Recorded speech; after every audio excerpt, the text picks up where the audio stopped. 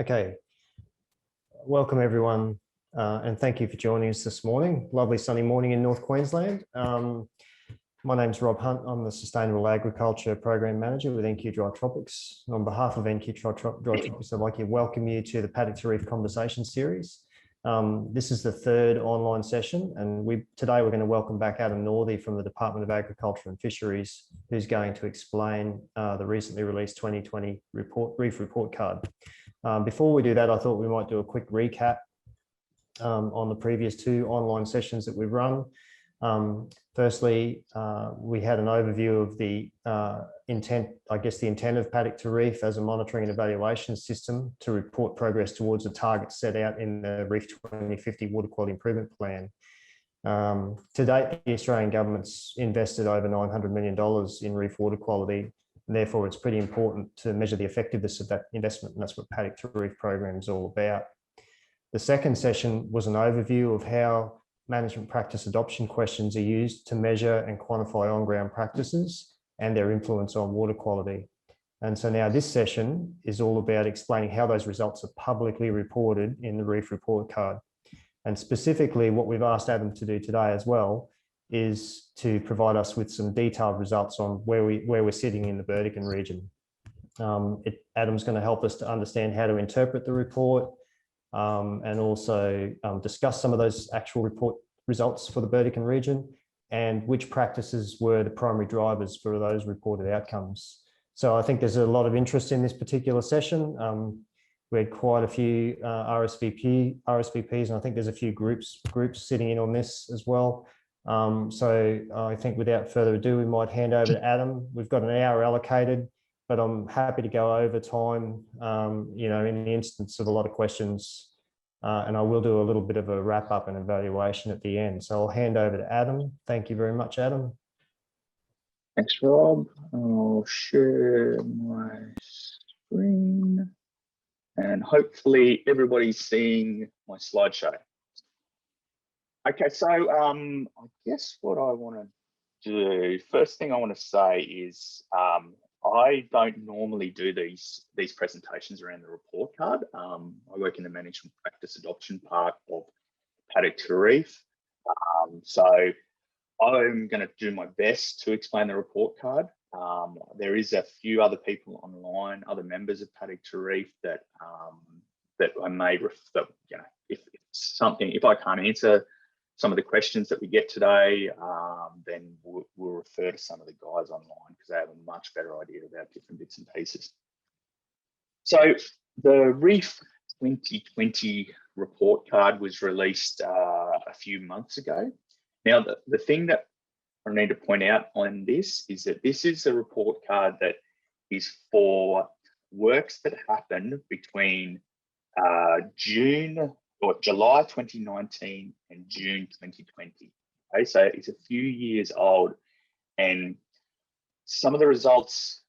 So when we were interpreting the results, we've got to remember that it is a few years old. So some of the project that you guys are all working on right now, the projects that are happening in the Burdekin region, a lot of those hadn't started when this report card was put together and this reporting was done.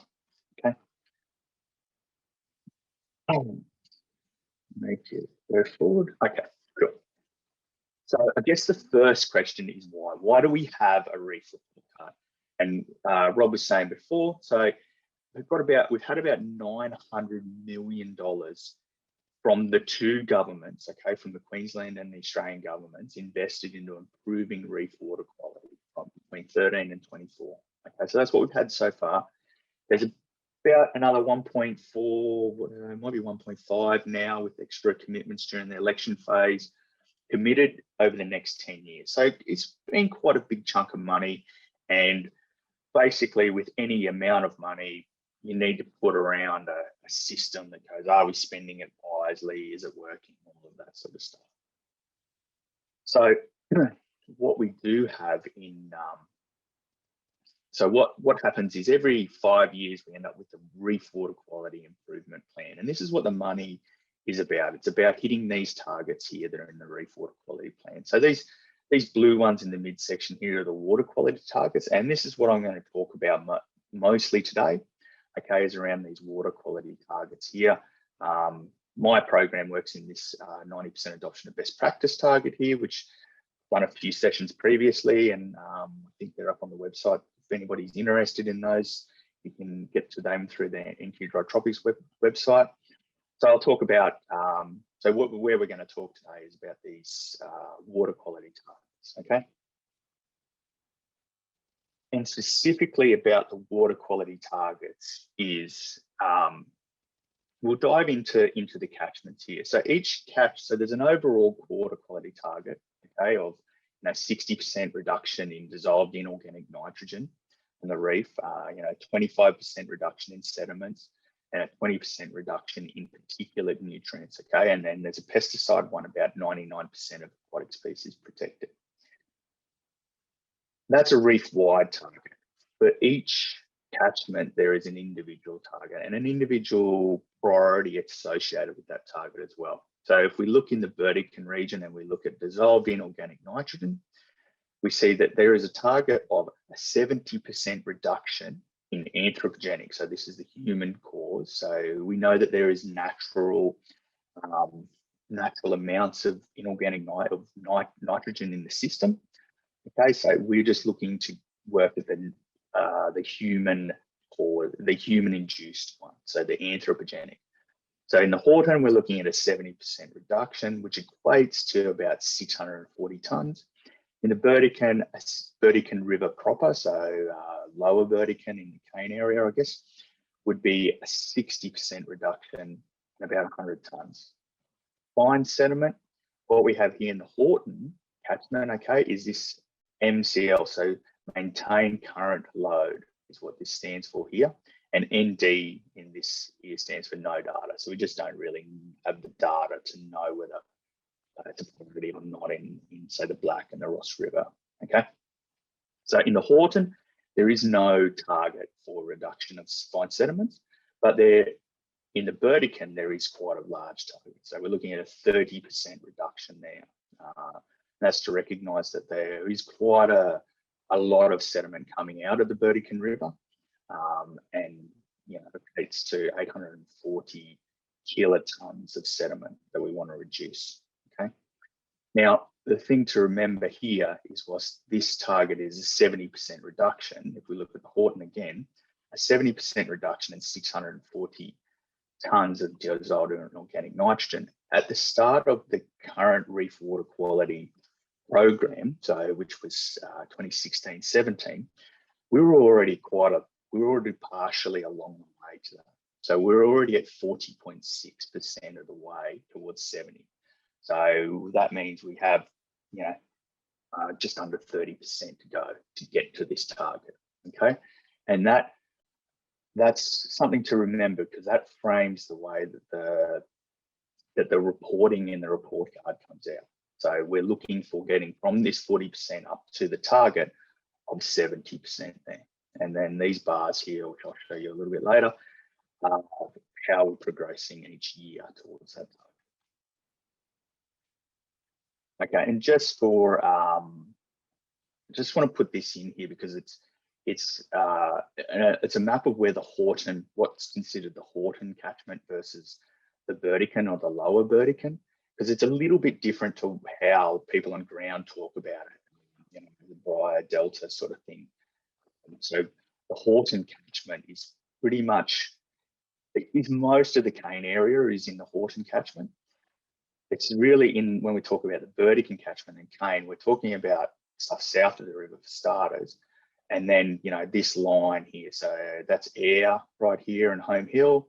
So, there's a little bit of stuff on the coast, so east of Ayr, I think east and south of Ayr, this area here. So the bulk of Cane is in the Horton. There is obviously some Cane in the lower Burdekin, but the bulk of the Cane is in the Horton. And some, obviously some grazing in the Horton as well. Okay, so this is the Reef Report Card. I've got a link sitting in here for the report card. So this here, when you look back at this or want to follow along later, this is a link how to get into the report card. So when you click on this link, it'll bring up this page here. This is the overview page. And so on this page, you'll have a bit of information about what's been happening, why, there's some links. If you want to get into, when you want to get into the specific parts about the, so when we get on here into this page, we have a number of different tabs along the top here, which take you to different parts of the report card. So in the targets around the report card, what we report on, there's a section here about reef and wetland conditions. So you can see, if you click on this tab, it'll take you into areas to talk about wetland extent and condition and that sort of stuff. I'm not going to talk about that today because that's, don't have a real lot of knowledge about that space here. Where I'm going to talk mostly about is in this third tab here, the 2025 catchment targets. So these are the ones about the water quality, which say, the target of a 70% reduction in important and that sort of stuff. Now, as we scroll down that first page, we have an area here which talks up some highlights. So these are reef-wide highlights here. So we can see in the Johnson, we've had quite a good reduction in DIM here. Also in the Mary, pesticides got better in the Tully, the Mary and the Burrum, inshore marine condition improved as well, and ground cover improved in the Fitzroy. So, we look at some highlights in some highlights for in the report card here. These get listed in this area. A bit further down on that same page, we have some, which is new into this report card, is some reporting around social monitoring questions that a number of the projects have been answering. So there'll be people online here have done the social monitoring surveys. So for the first year, they've taken that data, or this is the first year they've had enough data to be able to report some of the findings from that data and from surveys and that sort of stuff. There's a link on this, you can go a bit deeper and you can see, a little bit more about what's happening. You can break it down into the individual catchments and that sort of stuff. So this gives you a bit of a insight into why people are becoming involved, whether they agree with the things they're doing in here, some of the things they'd like to see improved, that sort of stuff. So some really interesting data here, and shows some varying reasons why people get involved in here. And the thing that I find most interesting about this is water quality and environment, and I kind of see these as similar sort of things here. So in cane, it got labelled as environment, and in grazing as water quality. They're probably a similar sort of thing. They rank a little bit lower, and as we probably all know, there's environment up top here and grazing. But production and financial reasons are quite a strong driver for a lot of people getting involved in this, which is, is a really interesting finding, I think.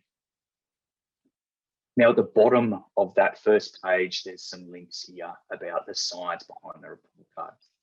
So what we try and do is we have some frequently asked questions, some information on how the scoring's done. I'll go into that in a little bit. A bit about the methods that we've used to create the report card, and then a link to that water quality improvement plan, which outlines, the targets and why they're set and how they're set and all that sort of stuff.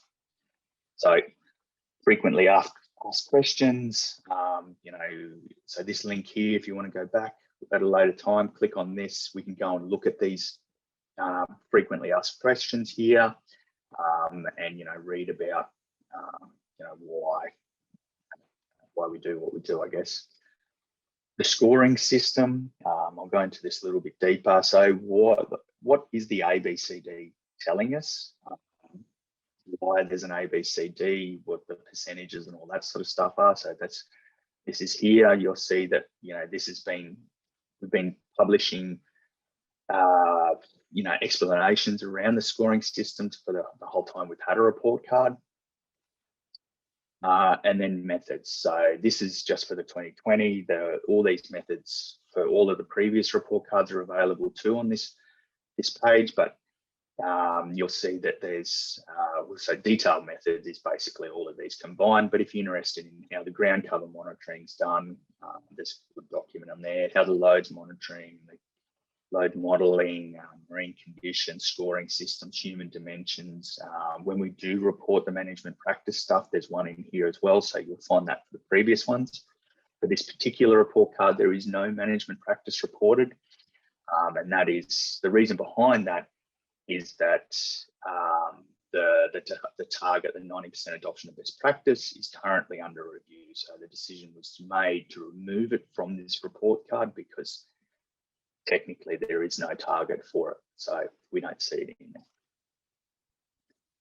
Okay, so I'm just going to dive a little bit into the scoring system and try and explain what it is, because it is really confusing, and it's been designed as a really simple communication tool for the ministers, basically. You lose a lot of information just by looking at this and going, you know, C, D, C, C, maybe whatever it is in here. Okay. The thing that is important in these diagrams to look at is this reduction number here. So 2.8% reduction in 2020. And then this bar here. So this bar here is telling us how far we are towards achieving the target. So this is a percentage towards the target. So you'll see this changes a little bit for each one. So, you know, sediments a little bit further around towards the target than dissolved inorganic N. So the C and Ds and that sort of stuff don't really tell you the what's actually going on in the progress. So how do they come up with? So I put this up before saying, you know, we look at the Horton River again, we've got a 70% target here, okay? We need to get to 70%. We're currently at 40.6, target at 70% there. So to get from where we are here, 40.6 to the 20.5, to the 70 in 2025, we need to get a further 29.4%, okay? So we need to keep improving by a further nearly 30% across those 9 years, which works out to be an average of about 3.3% reduction each year. So to be able to come up with a simple metric to say how we're doing year on year, this scoring system was put together. So we're saying we need this annual progress of 3.3%. And then basically it was just split up to say if we're achieving the 3.3%, we get an A, which is dark green. So in 2019 for the Horton, it got an A because it was achieving the 3.3%. Okay. In 2018, it was less than 0.8% a year. Okay. So they got this E and was red. In this particular year, it's light green. And so light green and a B. Now, if we look at the individual years, this year here, the 2020 year, we get that B because we had an increase or a decrease in DIN of 2.7%. Okay, so that's a B. So that is not, we're not quite at that 3.3%, but we're still doing fairly well. Like we're right up there. We're towards the target. We're just a little bit short there. Now in the 2019, there was a 5% reduction for that year. So that's well above that 3.3%. Okay? And so that year got an A. Now this year here, that's 2017-18. So we got a 1.4% improvement across those 2 years. So if we split that down the middle, what we end up with is a 0.7% improvement for each of those 2 years. Okay, so it's 0.7 plus 0.7. Now, it's not quite at this 0.8, so it didn't quite jump into this orange and this D. What it did is it fell into this red one, into the E. So that's how these grades are come up with. They're not overly important, in my feeling, is you lose a lot of the information by going to this year. It was a decision that was made a lot higher up than us, but there was you've lost a lot of information here. What we should be looking at is this progress here. So across these years we've made quite significant progress across these years here, which is really encouraging and really good. Okay. Now, is there any questions about that? I just see we get a chat popped up. Does people have some questions about that? Hang on, let's open the chat and have a look. There is one there about whether that's financial year. I'm assuming a reporting year is aligned around your reporting deadlines in August, Adam? Yeah. So we're talking about financial years here. So it gets named the 2020 progress. So it's the 2020 report card for the 1920 financial year.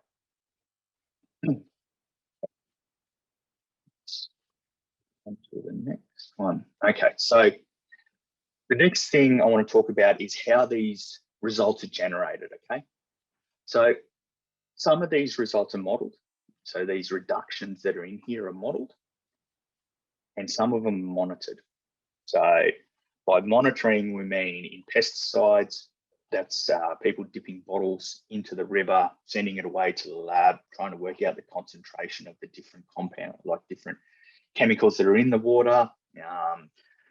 For ground cover, it's about using satellite imagery and trying to work out how much is achieving different levels of ground cover. And for the modelling here, it's running of the different models, so the catchment models and the Paddock scale models as well. So I'll try and explain the modelling results a little bit here. So each year, management practice team, so our team, we get sent to us a whole heap of data from each of the projects that are done in a region. So this is the stuff that we received for that 2019 to 2020 financial year, and all of the hectares that reported for the different programs. So these are, we have some sugarcane ones here, so RP161 and Smart Cane BMP, obviously sugarcane, and then we have some grazing ones in here. I think that's just, I think these are the ones. I don't think we had anything else in this particular year. In the past, there has been work done in the grains areas down in the Sutter catchment, and occasionally there'll be some work done in the horticulture areas as well. So, but in this particular year, we just had grazing projects and the sugarcane projects as well. So you'll notice here a lot of the programs that you're probably working on right now aren't on this list because they kind of haven't started. I'm pretty sure this is pre GBRF sort of really ramping up and getting their stuff on the ground. Okay, so for each of these projects, okay, that come in, they're an individual farm with a set of management practices attached to us. If you go back and have a look at the presentations I've done previously on sugarcane and grazing, that explains how we go through those. But basically, each one of those individual farms there is modelable. So we're able to model the impact of the practice change on those farms. Okay.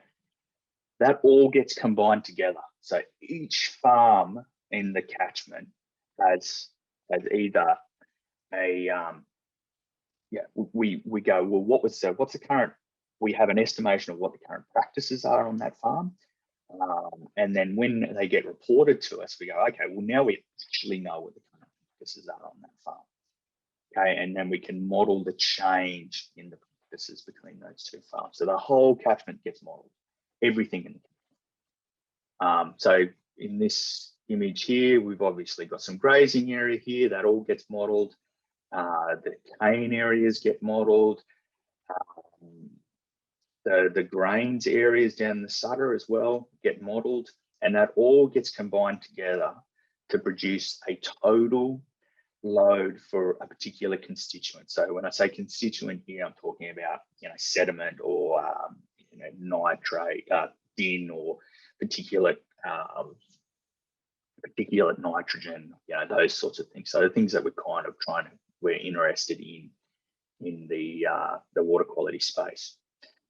So all of that stuff gets modelled, and that produces that total load.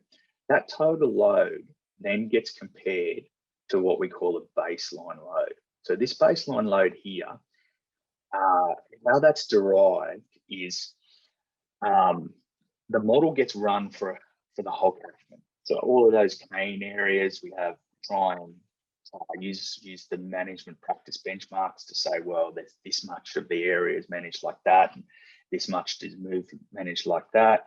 That all gets modelled and fed into the catchment model. All the grazing areas get modelled, fed into the catchment model.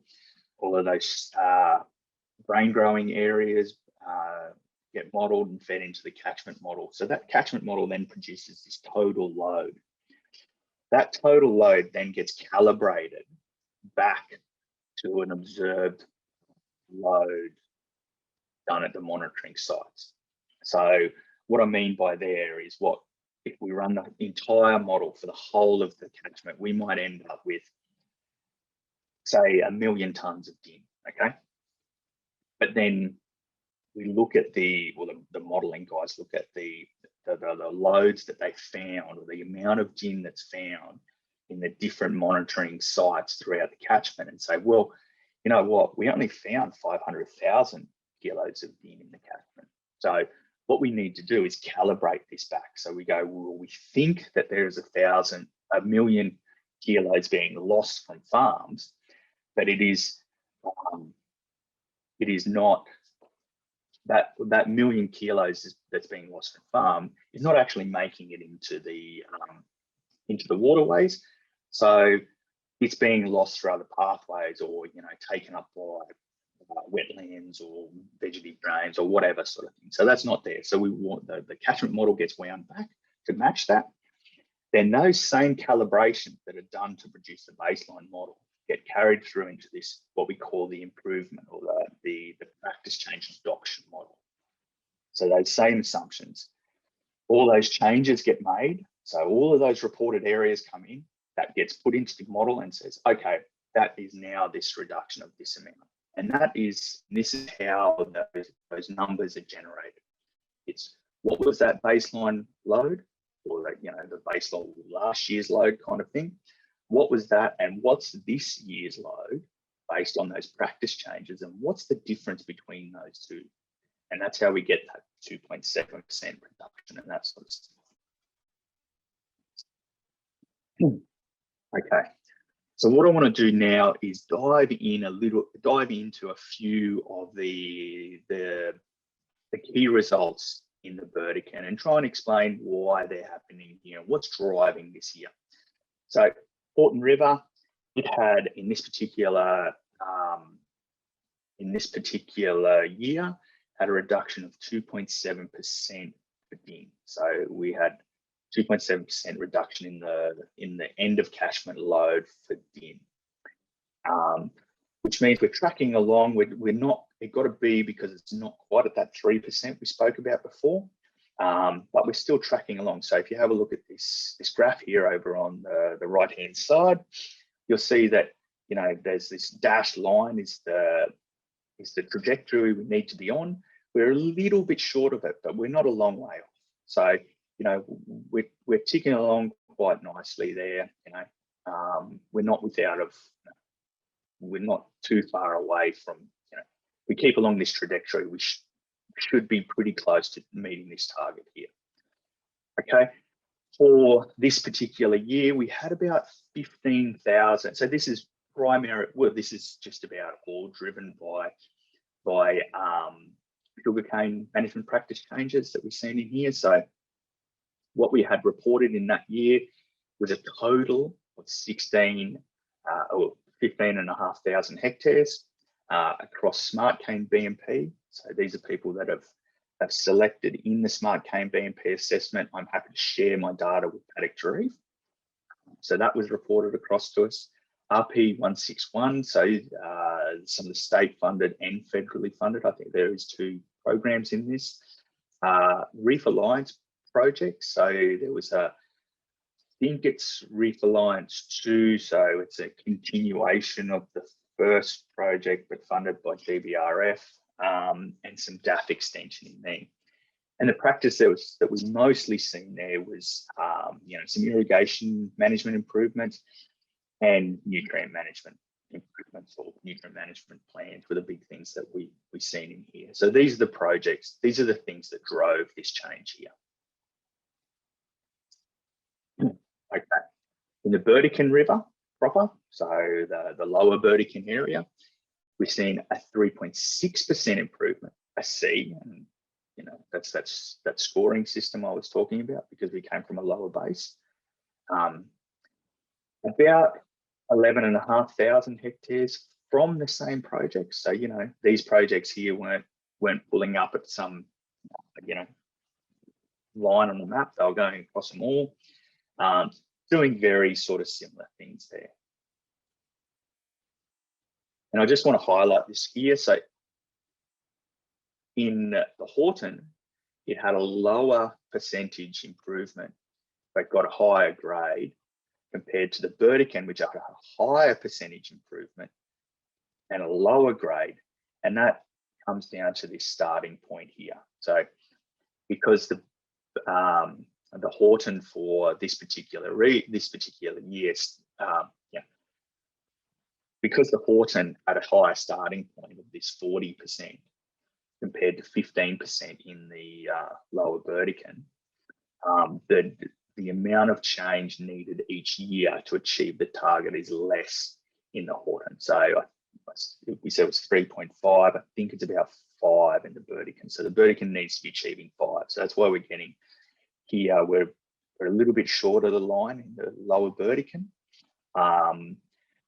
There's probably a few other things going on here in the lower Burdekin, in that it's not a catchment that is mostly cane. So the Horton has a much higher percentage of cane than the Burdekin. So when we talk about the Burdekin, we're talking about the whole of the Burdekin. So the 12 million hectares or whatever it is. So, and we do know that din comes from grazing lands as well. So increased erosion will often lead to increased amounts of din as well. So there's a little bit more going on in the lower Burdekin. We're getting really good reductions. We're a bit further away from the target, and we need to be mindful that sugarcane's probably carrying a lot of this requirement here, but it's carrying a lot less of this bucket over this side here. Okay, so fine sediment in the Burdekin River. Now we had a 0.3% reduction, which falls into a D. And again, this is about this, how far this dotted line, and the difference between the years and the needed to move. So if we started at 20, we need to get to 30. We need whatever that ends up being, a couple of percent a year improvement, and we got a 0.3% reduction here.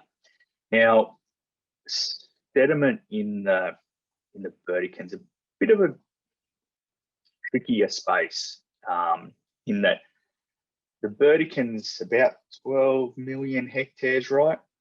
This particular year, there was 546,000 hectares of projects reported. 500,000 hectares is a bloody lot of work done, but it's less than 5% of the area. So it's a really tricky one here, and I don't think that the grading's really fair, in that there's a lot of work happening, but there's a lot of work needed each year. And the level of funding going into this is not at the level that you're going to achieve this number in this time here. For the projects going on for that year, or the area that reported, I had to put it on another slide because there's a lot going on, or there was a lot going on in that particular year. So these are all the projects that reported to us for that total of 500,000 hectares there. So there is quite a lot going on, and these are spread out through the region. Obviously, things like the major integrated project being in the Triple B area, but things like the grazing extension and RCS and grass sort of throughout the catchment, and as you guys all know. Okay, so the next thing of note that I want to cover is this ground cover score. Okay, so this ground cover score here, we've seen a slight improvement in the previous year. So 50. What this target here, what this score here is saying is that 55% of the area of the Burdekin, okay, so 55% of the grazing lands had greater than 70% ground cover in the late dry season. So 55% of the area had 70% or more in September of 2019. Okay, that's what that's telling you there, which is a little bit up on the 2019 results, which is 2018. This would have been taken for. But to keep in mind here, so this shows you the areas that are meeting the the cover in the areas, the percentage. So this shows you the cover in the catchment. Now in this 2019 year, it was really dry and you can see in the Fitzroy, there's quite a lot of this orange and brown in the southern part of the catchment and in the Fitzroy as well. So this southern part here, and if this came up and showed the western catchments as well, it was really dry through here, even through the central and west part of the catchment, it was really dry. So this particular one is showing you basically that it didn't rain a real lot that year. So when it doesn't rain, you obviously don't get grass growth, so you have low ground cover here. So areas to the east here are doing okay, so they're in that 70 to 100%. So the green here is areas with 70 to 100% cover, so they're doing okay. But yeah, really it was dragged. That score was really dragged backwards hard by this southern region here and some of this western region as well. Okay, so the last one that I want to cover before we open up the questions is around this pesticides in the Horton. Okay, so there is a there is a priority in the Horton around getting pesticide levels down in the water so that they're not affecting as many species. So there is it does get reported in there. I think if you look at the Burdekin River proper, there isn't reporting there because the pesticide levels or the pesticide concentration more accurately in the Burdekin proper aren't as high, and that really comes down to dilution. You just have a lot more water in the Burdekin River than in the Horton River. And when you dilute these pesticides or these chemicals down, their toxicity drops a lot lower. So in the past, we used to report about loads. Loads don't tell you that much in terms of pesticides. It's more about the concentration of the pesticide and also the duration in there. So if you have a high concentration of something come through, but it's just one little spike and it's gone, the damage isn't quite as bad as a sustained concentration for a while. So what this is telling us here is that, so the target here is that the concentration of chemicals in the water is low enough that 99% of species aren't affected, okay, or protected. So 99% of the species are protected. What this is saying here is that only 83.4% of species are protected. So the concentration of pesticides in the water are at a level that there is, what's that, 18 point something % of species in that river. So are being impacted by the pesticides in the water, okay? And it's got a little bit worse. So the previous year was 1.4% better than this. So 84.8% of species were protected in the previous year, whereas this year it's 83.4. Okay. Now, when we dive a little bit deeper into that, and this is available on the Reef website. So if you go into pesticides, it'll have a go to loads monitoring link, I think it is. We can see based on the water quality sampling that's done in the Horton River, we can see the influences of the different pesticides detected. Okay, and if you look at this one here, so in this 17-18 year, we had, so light blue here is metallochlor. In the 17-18 year here, we have metallochlor doing about 0.5% of species are being affected by metallochlor. Fipronil, again, maybe a bit more than 0.5%. So, but basically only about total 2.5% kind of thing being affected. It's jumped up a bit more in 18-19. But then in this 19-20 year, you'll see that this metallochlor is pretty much doubled. So basically what this is saying is that the concentrations and the volumes of metallochlor found in the water has increased significantly across those 3 years. We've also picked up fipronil again in this year, which wasn't picked up in the previous year. So this is, we're looking here going, okay, that's what's driving that result. Now, a thing to note about this is that this is for this 19-20 year, and this is pre some of the programs that are running now. So I don't think Project Blue Water was running, or the Burdekin Irrigation Project were running then. Like they might have been being talked about, but they weren't actually doing a massive amount of stuff on ground yet. Some of the stuff that Pat, who's online here, so the loads monitoring team, have found that this actually drops back pretty significantly in the following year. So back to similar levels to this 17-18. So whilst it's gone up in this year, and I'm not sure why it's gone up in that year. There's probably a variety of reasons why it's gone up in that year. It has dropped back again. So we've got some good news coming in the next report cards about the impact of projects or that sort of stuff there.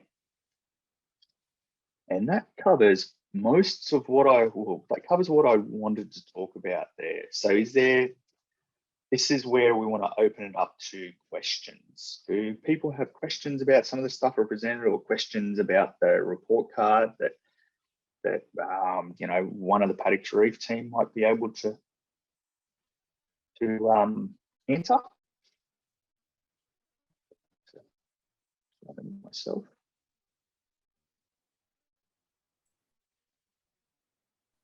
Oh, Adam, I might get the ball rolling with one on that last pesticide slide, if that's okay.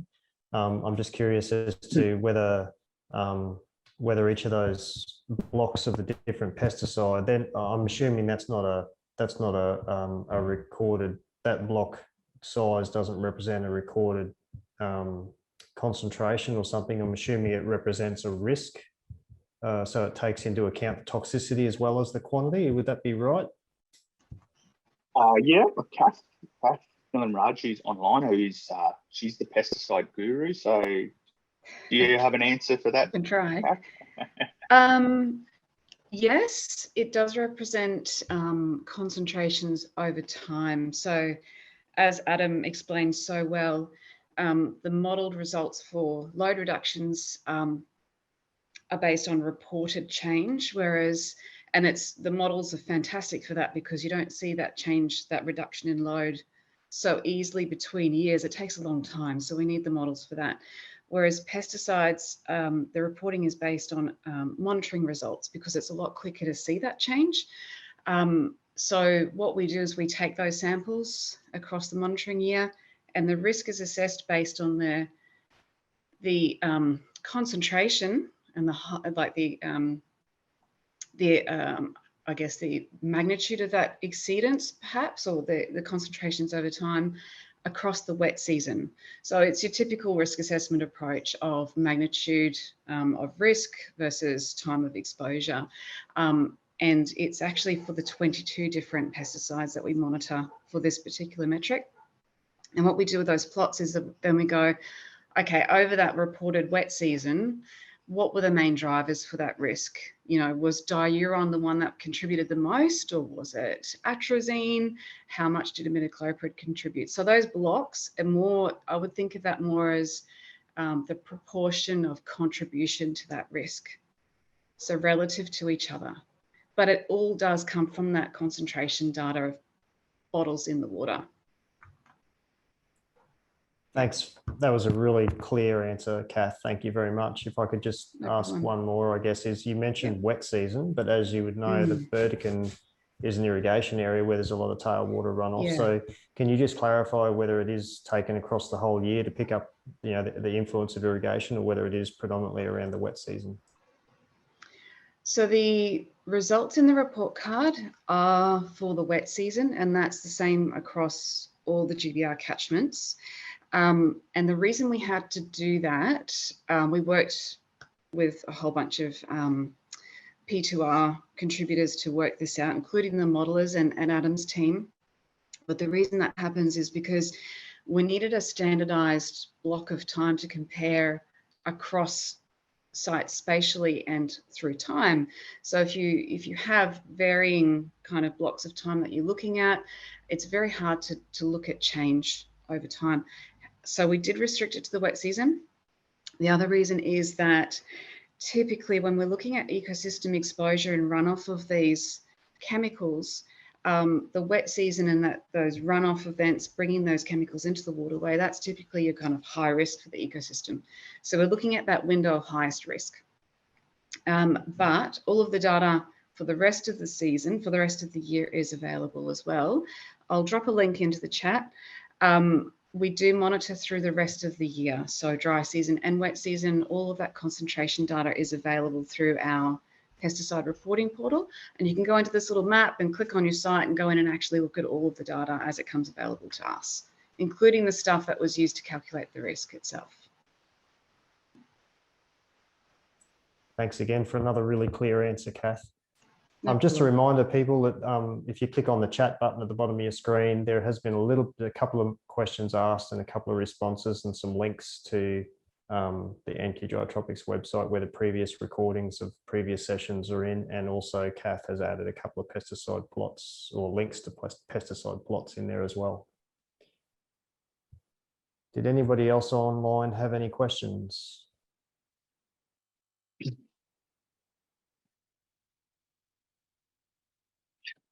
I just also add, like, you know, if you do have questions that come up later in time, feel free, probably best to go through, you know, Rob or Jade, but feel free to, you know, ask us of it. So if you think about something, you know, tomorrow or the next day, yeah, feel free to ask us. If you go through Rob or Jade, then we can, you know, collate those and they can go up on the website or something like that and make sure that everybody gets those. But yeah, feel free to ask stuff of us later or anything like that. So. This is funny. When's the next report card due, Adam? The next one should come out next year. We're sort of, you know, because the reef water quality improvement plan has wound up now, so it was through to 22. It's wound up now where Paddock Reef is in a rebuild phase. So the new management practice adoption targets, so the replacement for that 90% adoption of best practice is they're being, you know, in the final throes of being finalised now. Then there'll be new paddock models built around that and new catchment models to reflect that as well. So we're hoping that we can have all of that done by the end of the year and produce probably a 2-year report card after that, trying to get caught back up. But we can control our work. We can't control when the ministers decide to release the data. So that's the best answer I have for you, unfortunately. Thanks. Also, what do you predict would be the impact on our meeting targets with the change in the weather that we seem to be seeing, like, you know, with our wet season, you know, March to May sort of thing this year? Is there any impacts, let's say with the grazing, for instance? I guess that's why that's why we model, because, you know, when it rains a lot, you get lots of runoff, and when it doesn't rain, you get hardly any runoff. So yeah, you get. So what Kath was describing is specific to the pesticide, really? Yeah, so pesticide is a monitored one. So I think we'll see the monitored targets like pesticide and ground cover, you know, wetland condition, those sorts of things. I don't really know, like, you know, I don't know whether we've actually, you know, everything's changing and changing quickly.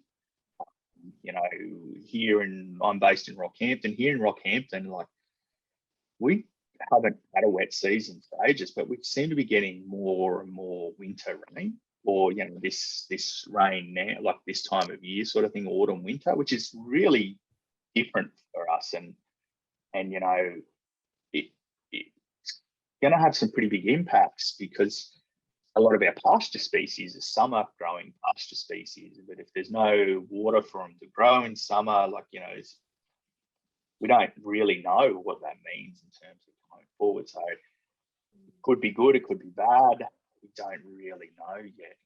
And that's not something that I want to even have a guess at seeing what it is. But for the other modeled, like the modeled reductions in sediment and that sort of stuff, we model that over a long period of time to try and take out these spikes in there. So it shouldn't have much of an impact, because we're trying to say that these, you know, that trying to isolate the effect of climate and the savings. And the data with which you calibrate, say, the sediment, it just happens when it, you know, have a flood or a rain event. Hey, so do you know what I mean? The calibration, yeah. So they try and calibrate across a number of years. So it's normally not really a point in time. So you know, there's some really good long-term data sets in particular areas. You know, they go back 10 years sort of plus. So they try and calibrate against that and try and match where it goes. You know, because if you look at a low, like, it's going up and down, there's big spikes when it's wet, and then it's low and that sort of stuff. So they're doing, you know, the modelers are going, okay, well, we've got to make sure it spikes when it's wet and it drops when it's low and that sort of stuff. So that's what they're trying to calibrate against. And yeah, if you can get one of the catchment modelers to display the stuff, like, it does a pretty good job. Like, it's not perfect to use a model, but it does a pretty good job. Yeah, thanks. Adam Arman from this SRA has asked whether there's monitoring being undertaken that helps to support the modelling particularly around DIN, and he's curious as to how they line up with the model, how the monitoring results lines up with the modelling. With the modelling, there is always modelling, monitoring going on. So, you know, like Kath's team, they're dipping that bottle in, and they're looking at the pesticides in there. They're also looking at DIN and DIN and sediment and all of that sort of stuff as well. I think it's a quite a complicated story there. Some of the data sets are long, and you know, the alignment's okay, but sometimes you have, you know, where they don't have a huge amount of data, it's really hard to pick apart the influence of weather, like the influence of climate and how much it rains. is a really tricky thing to pick apart. Can I jump in there just quickly, Adam, please? Yep. Yeah. Yeah, you're absolutely right. I just wanted to add, though, that the Catchment Loads Monitoring Program, CLMP, so I've just chatted on pesticides just then, but of course we also monitored in sediment, a whole range of nutrient fractions, and we calculate annual loads for those. All of that data goes to the modelers to help with their validation and calibrations. But yeah, we are dipping bottles in rivers. We can't remove that climate signature. That's what the models just do so well. But within each year, they can actually pull in that climate and flow information into the models and use our data to help calibrate and validate. So that happens every year, quite an extensive process across all of the regions. We report the monitored results in those story maps, that first link that I popped in the chat there, and we do that every year.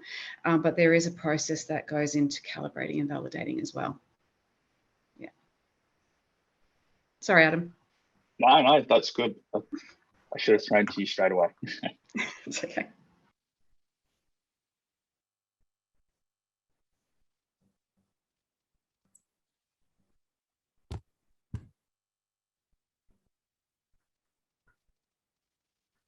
Okay, I think, Adam, I've just got to say that our discussions over the last week and today's presentation have been extremely revealing. I think it's without a doubt the way you've explained how the report card works and what the numbers actually mean, and most importantly, what they don't mean, I think has been extremely revealing and has actually helped a lot of us clarify exactly where we're at and where we've got to get to.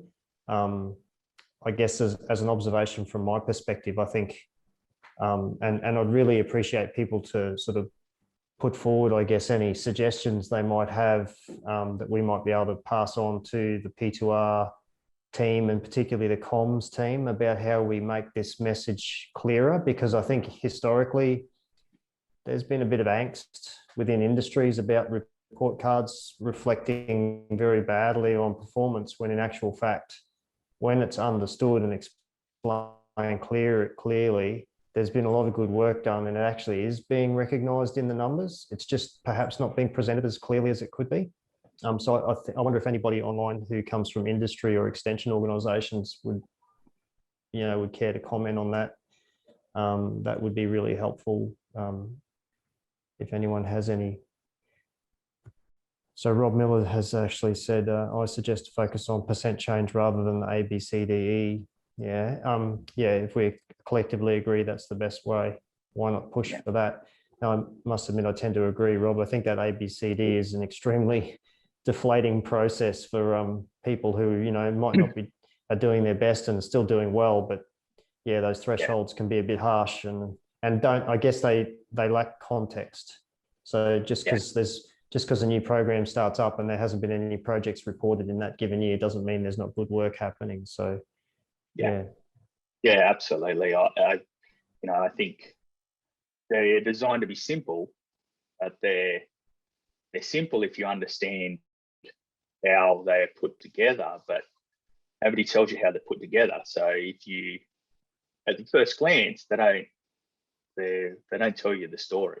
So if you take, if you know where to find all the information and you understand how they're put together, and you know that you have to dive deep in through 5 links and read a big report, then kind of go, oh, okay. But when it's just presented as a website, they lose a lot in translation. So. I think, I'd second that. I think we probably need to get better as P2R program kind of telling those good news stories too. And I think there's a spot on the Reef Plan website for case studies, and there's some really, really nice stuff in there. But you have to go looking for it and dig for it. I think it might be even nice to put in those where you go and look in at the targets and how you've done each year, actually have some little inset case studies telling the story of why each year. That might be really good too, just recognizing all that hard work and why things are changing. But yeah, okay, maybe for that particular year, we might not have progressed as fast as we wanted, but these great things also happened. And the overall progress that since we started looking at it has been 40 or 50%. And that's actually great. We're going in the right direction. Let's keep going. You know, that kind of thing. I think we really need to be better at telling that story, keeping people really engaged, because there's so much good stuff going on there. Absolutely.